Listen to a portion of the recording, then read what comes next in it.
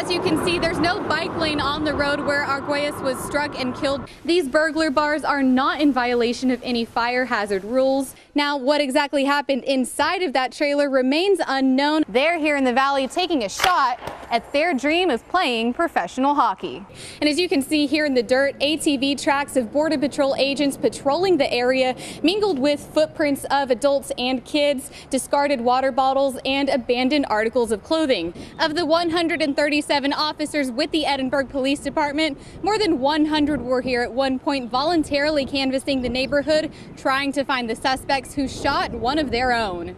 As you can see behind me, there's still plenty of action going on before the warehouse officially opens tomorrow morning. Sergeant Casas says the mother is lucky that no harm came to her young children, especially since their apartment is just steps away from the staircase that leads down to the street.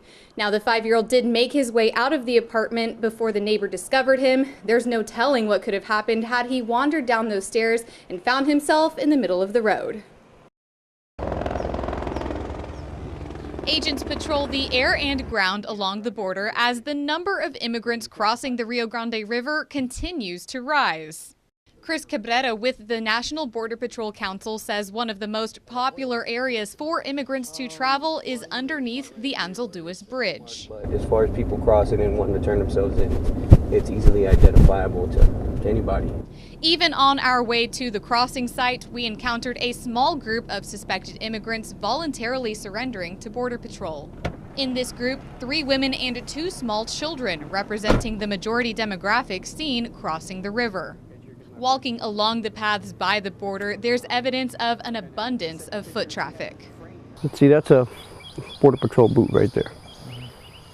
And that looks a lot older than these little kid prints all around it. There's more over here, and those are real fresh right there. Border Patrol officials say this is one of the hot spots for illegal crossings. The Rio Grande River just 40 yards south that way. And as you can see here in the dirt, ATV tracks of Border Patrol agents patrolling the area mingled with footprints of adults and kids, discarded water bottles, and abandoned articles of clothing. Now, anyone wanting to get caught by Border Patrol is going to keep going about a mile north under the bridge, hoping to encounter border agents to surrender. We're seeing people come in record numbers. We're having people turn themselves in 100, 200 people at a time, not throughout the day, just one bunch. A graveyard of life jackets occupies the sand of the riverbank. Many of them are child-sized. Agents who patrol this area often keep coolers of food and drinks not only for themselves, but also for immigrants famished by fatigue and the heat. They're still human, and these guys understand that, hey, that could be me or that could be my kid out there, and they're still a person, and they treat them as such.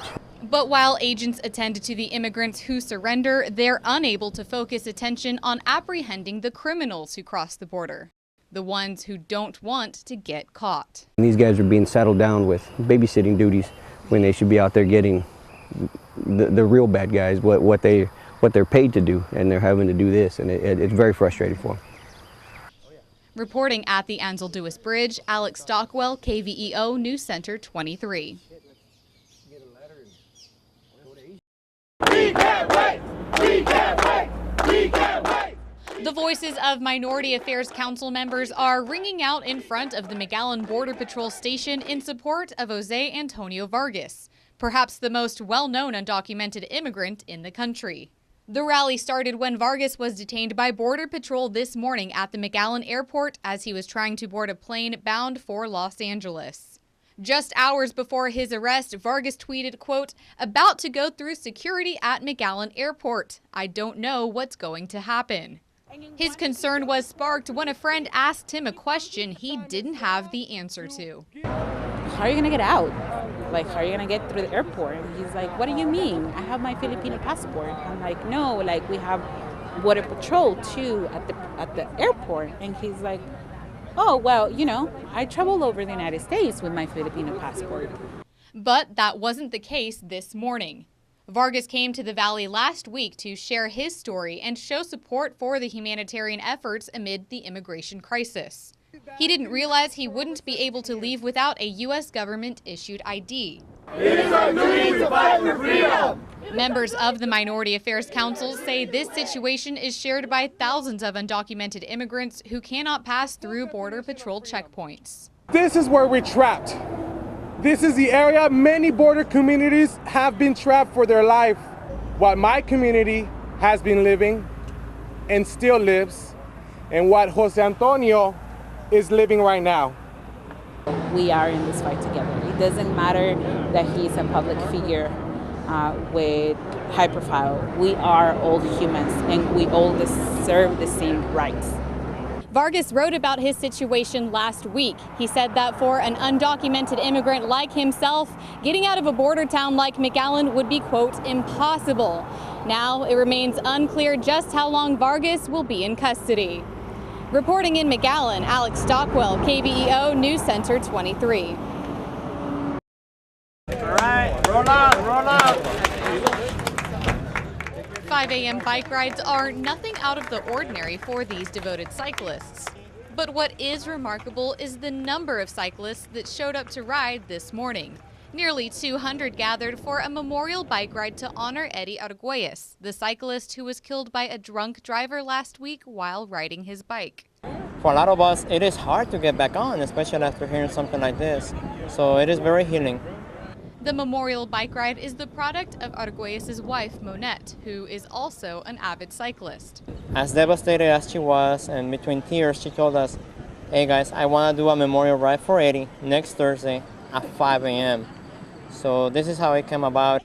But the turnout of more than 100 cyclists was unexpected. Officers from the Edinburgh, McAllen, and Pharr police departments were called in to escort the cyclists throughout their 15-mile bike ride. It's amazing, overwhelming. I was just moved by everyone's support, and I'm not going to give up the road. I'm still here. I'm still going to carry on his memory and his legacy. Arguelles' death marks the second fatal cyclist accident in Edinburgh in less than 1 month. The cyclist community is campaigning for more bike safety across the valley. That is my biggest hope, that we can evoke that kind of change. We're talking to different groups. We're being more proactive. So I think things are going to change. The valley's going to change. Reporting in Edinburgh, Alex Stockwell, KBEO News Center 23.